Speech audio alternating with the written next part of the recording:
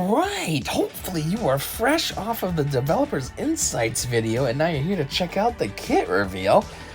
If not, well, can't say I blame you. That's, who cares about that one? This is the video everyone cares about. This is where the entertaining, awesome, to learn, to hear about, to know about information is. So, new character, Dark Trooper Moff Gideon. We knew he was coming into the game because of I think it was the July road ahead. He's finally here. He's going to be a Conquest unlock, so he better be relatively OP. And yeah, let's find out. Let's get that kit reveal.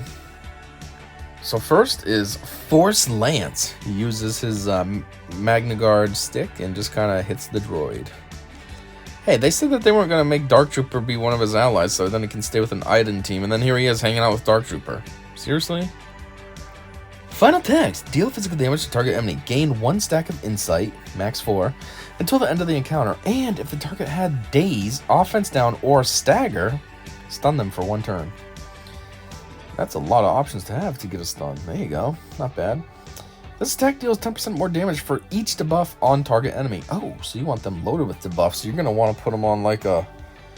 I mean, it's an Imperial Remnant team. I don't really use Imperial Remnants. But I was going to say like a Sith team or something. You know, I'm thinking like Vader. Get those DOTs on. Get whatever other debuffs. And just stack them up. Then you're dealing extra heavy damage. Special 1. Ooh, that looks cool. Strategic Onslaught. It has an Omicron and cooldown of 3. Gear unlock tier 2. Not bad. Is he spinning that thing? Looks like he's spinning the staff. I don't know. Weird tickle out of nowhere. Oh man. Anyways, final text. Deal physical damage to all enemies and remove 10% turn meter for each stack of insight on Dark Trooper Moff Gideon, which can't be evaded. But apparently it can be resisted and all that other stuff. Moff Gideon then loses all stacks of insight. Isn't it only like max 4 though? So you're only going to remove 40% turn meter? Like, it's cool, but it's not that great. Yeah, max 4, it's right up here. Can I highlight this? Yeah, right there. Max, right there. Right. No, you're doing too much. There we go, max 4. Anyhow, the Omicron side of things here. While in territory wars, deal additional true damage and remove an additional 10% turn meter for each stack of insight on Dark Trooper Moff Gideon. Inflict all enemies with healing immunity for 2 turns, which can't be resisted or dispelled. There you go, healing immunity, that's decent. So it says deal additional true damage and remove an additional 10% for each stack. So now instead of removing 10%, you'd be removing 20. So now you're removing up to 80% turn meter, which is much better than just 40. It's almost all, so now they're just standing there. I just don't know about that true damage. Deal additional true damage for each stack of insight. Like, is that how that works? So like you're dealing 4 times true damage or something? Or is true damage just a standalone thing and that the back end only applies to the turn meter removal? I don't know. Anyhow, Unwavering Presence. Special 2, it's a Zeta, cooldown 4, gear unlock tier 4. I mean, if you're an endgame player, that's a simple unlock, but if you're not, then that could be a pain in the dick. Anyways, final text. Do a little prayer, and then this guy goes and attacks for you. Final text. All allies gain accuracy up and defense up for 3 turns. Wow, that's getting pretty high. 3 turns? Alright, accuracy I don't care about, that's useless, but defense, that's not bad. Dark Trooper Moff Gideon taunts for 2 turns, which can't be dispelled or prevented, and he recovers 30% health and protection, and then calls target other ally to assist. It's kind of goofy, so he does all this support stuff, and then makes someone else fight, though. I don't want to do the attacking, you do it. It's just like Jolie. Yeah, you do it. Whatever that move's called. If Dark Trooper Moff Gideon is in the leader slot, defeated Imperial Remnant allies are revived with 100% health and protection and stealth for 2 turns. Otherwise, defeated Dark Side Mandalorian allies are revived with 30% health and protection and gain retribution for 2 turns. So you definitely want to have him with Imperial Remnants, because that buff, if you want to call it that, is way better. Full health and protection plus stealth. It's like you died, now you came back to life, full health, and you can't be targeted unless there's a bunch that are stealth. But if it's just you, just one of them, I mean, now he's protected. But that's not bad with Mandalorians either. It's not as juicy, they come back with 30% health and protection, but hey, it's still better than nothing. And they get Retribution, which Retribution, that makes it so your odds of doing a counterattack or something like that are higher, right? I don't know. Anyways, this was just a special, right? Yeah, because it says leader. We didn't see the leader ability yet. Unique 1. Dark Trooper Beskar armor. It has a Zeta and an Omicron. So this is actually 2 and 2 now. Final text. Dark Trooper Moff Gideon has plus 100% critical avoidance, plus 50% defense, and plus 30% max health and max protection. At the end of his turn, he recovers 30% protection. Oh, every single turn he recovers? That's not bad. Whenever Dark Trooper Moff Gideon would be defeated, if he has 4 or more stacks of insight, he recovers 100% health, loses all stacks of insight, and the weakest non-galactic legend ally is defeated instead. What? Oh, wow. That's why it said in the developer's insights it can help take out some GL teams. Right there. You can basically whittle down the GL's team and then get it so then it's just you versus the GL. Now GLs are obviously supposed to be OP, but it's a lot easier if it's a 5-on-1 versus a 5-on-5 and they're winning. The only holdup is he needs to have 4 or more stacks of insight, which it sounded like there's really only one move that gives him insight, unless I'm misinterpreting. So it's eef. But that's pretty cool. It comes back full health. Not full protection like his allies will, but still full health and the weakest non-galactic legend allies defeat. Oh, wait, what? Ally? And the weakest non-galactic ally? Oh, hold on a minute. I got excited. I'm wrong. That says ally. You're killing your own team. Oh, that's stupid. What?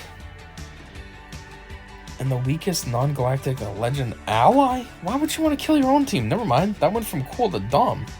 F you, Gideon. Just die. Why are you going to kill your friends instead? Ugh. Let's continue.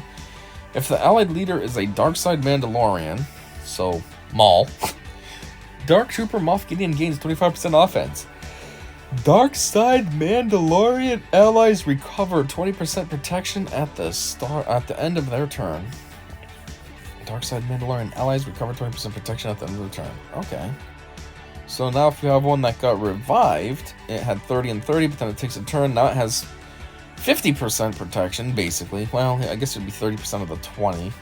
I mean, wow, hold on. It would be 20% of the 30, right? So that's not really 50. Eesh, that's only what, 6? Eesh, that's terrible. But I don't know. This is kind of weird because I was reading this thinking it's the leader ability. It's just a unique.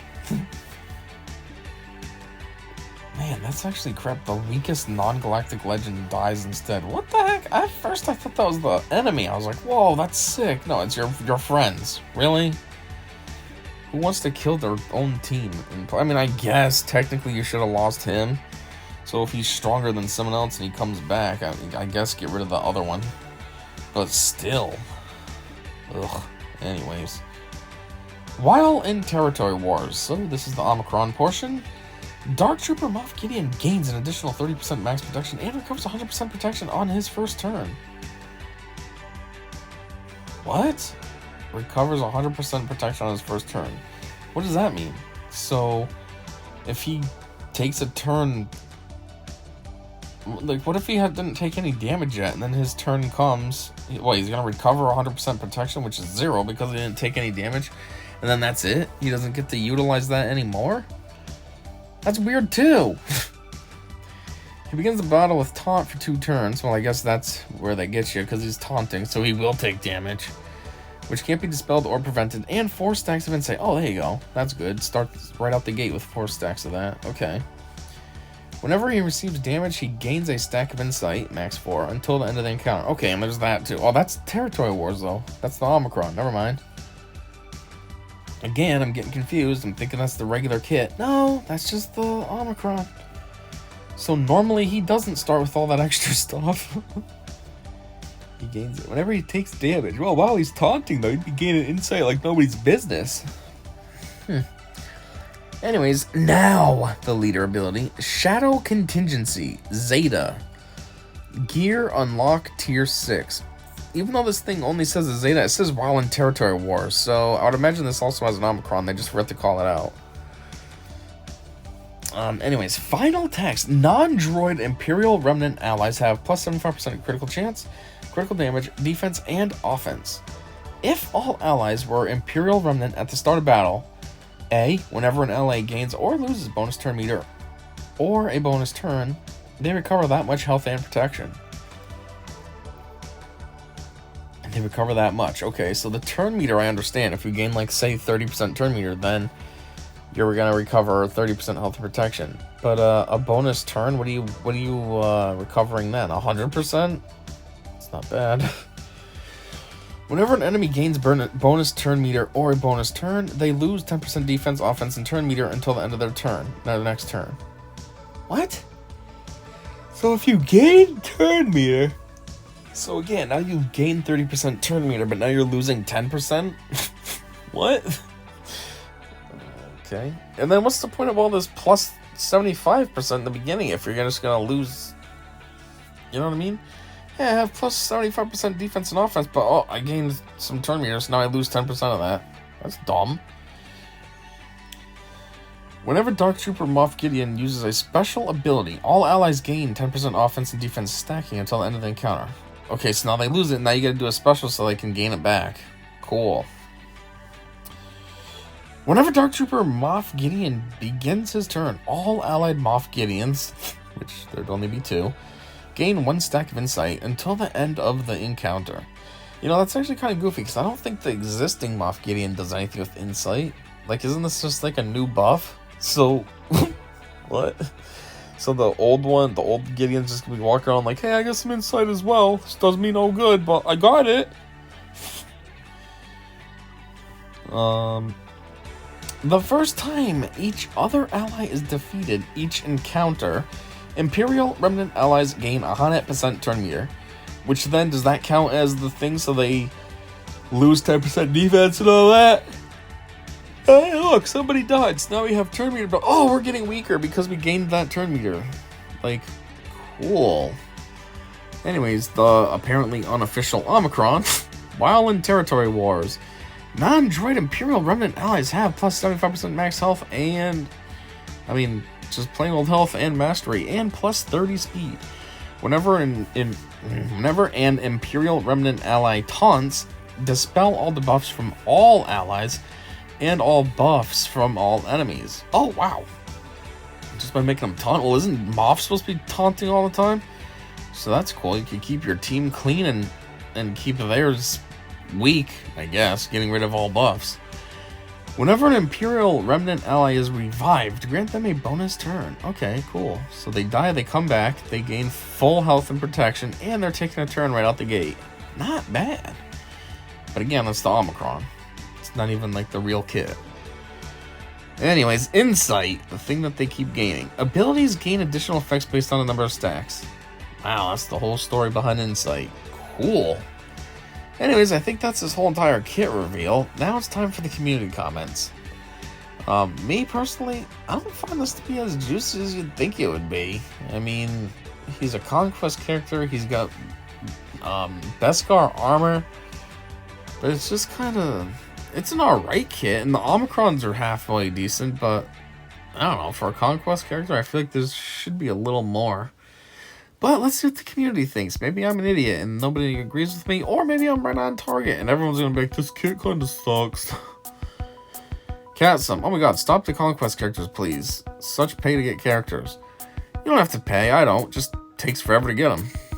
How is a character earned by participation in the Conquest mode a pay to get character? You do not need to pay for Conquest, just get good. Okay, but in order to just get good, you'd probably have to pay them, so then you can quickly level up characters and relic them up and all that. So, anyways, pity his omicrons for territory war. Still a cool character, though. It is literally the exact opposite of a pay-to-get character. Another GAC round starting with the problem with Jabba's ultimate has not yet been resolved. Okay, that has nothing to do with this character. I think that was just somebody putting that in there because there's an issue with Jabba, apparently. And they're hoping that since this is a new kit reveal that CG would see it. That's what I was assuming would go on with that. Where is Jar Jar? Where is Jar Jar? Come on, he's a super iconic character. You can make kit reveals for random characters. You can definitely make one for Jar Jar. Come on. He's a secret Sith Lord, like. Gideon understands that flesh is better than circuits, which is why he doesn't work well with droid allies. Gideon develops Dark Troopers, uses them in battle, copies their armor, does not work well with them, is then shown with them in his ability animations. That's what I pointed out too. He doesn't work with them. Oh, okay, but there he is hanging out with them. I didn't realize Gideon made the Dark Troopers. He made them too? So it makes sense then that he uses them in battle and copies their armor. Understands that flesh is better. That's why he doesn't work well with them. I didn't even think of that. I just kind of read it and thought it was a stupid line, but I was like, man, whatever. I wasn't thinking about it too much, but now that they point this out, that is a very dumb line. I had to snicker about that when I saw it too. Is this guy supposed to have a Mandalorian tag? Apparently not. I don't know. He has synergy with Mandalorians, but he's not. I don't know. Okay. Cue the he's right, you know? Freeman emoji. What? I have no idea what they're talking about. What's the problem? What's your problem? Makes me think of Andrew from Run Don't Walk Productions. It's an okay kit. Captain Drogon of the Rebellion will one-shot him like every other Empire unit. Oh, okay. So, he'll revive Maul and Canderous under Lord Vader lead? Interesting.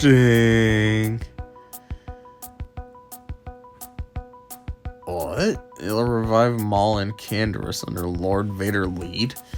Where are you getting that from? If Dark Trooper Moff Gideon is in the leader slot, defeated Imperial Remnant allies are revived with 100% health and protection and stealth for 2 turns. Otherwise, defeated Darkside Mandalorian allies are revived with 30% below. Where do you get that from? That doesn't say anything about that. Ridiculous. No light side conquest units for an entire year. Kit looks fine, but why couldn't we get an light side unit? I don't know, because dark side's cooler? Duh. Who cares about any light side characters? Bonus turn gives 100% health and protection, I guess. No tag, I think. Just synergy. The leader ability doesn't state that it's an omicron. Probably just forgot to put it in. Yep, I pointed that out too. Fake omicron.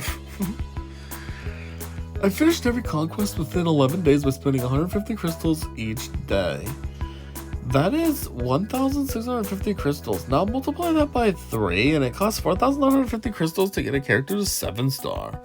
I would rather spend 4,950 crystals on a 7-star character than 4,800 crystals on a 60 shards of a character in the weekly shipment store. Conquest characters are the best value by far in the game. Yeah, the only problem is you gotta go hard on Conquest.